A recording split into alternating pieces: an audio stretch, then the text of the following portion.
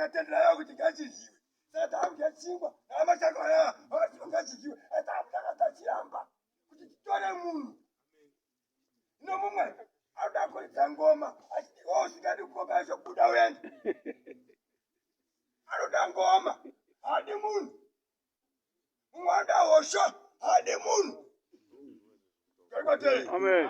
Mukachita izvozvo mukazvikona mune makuda vanhu mune makuda kuti mweya uyu ndinokuda here uyu mweya uyu ndode kuti uye pano mweya uyu ndode kuti uye pano usina Kristu kusina Kristu kuda mweya kudzidza mweya yese. Amen. Akati ine handichazichi asi chimwe chakanaka izai chimwe yamwe ndiri kushakanaka. Tichatenderana. Kana pane mweya yaisingadiziya ngatidzei mweya yayo tichatendera vachaona unako kwazvo nokuenda pichana vachaona kutenda kwazvo kuti izvi hazvina basa zvinongova kuti tifadze nyama dzedu asi pana Mwari zvinoda kuti mweya yedu ive pamwe chete. Chinangwa chedu ndoita kuti tive pamwe chete pana Mwari zvimwe zvese zvinofadza nyama yedu. Ndoda kutendai nezvazviziva panapo nguva yakanzi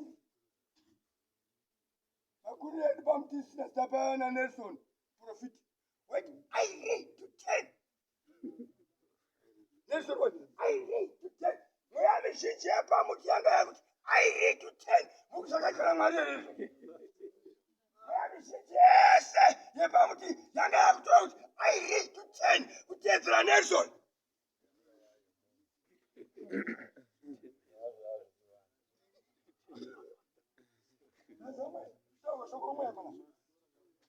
Musisiya izvozvo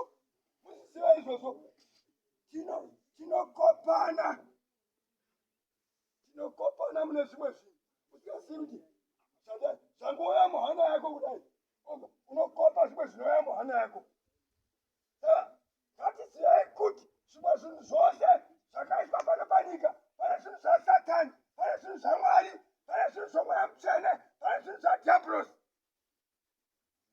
Unobata nguva yakareba ari mumweya waDhiabhorosi asi achaziva nokugona nokuona kuti zvandiri kuita izvi handizvo. Ndamboti ona mai vakarambwa nomurume vabereka vana vanoenda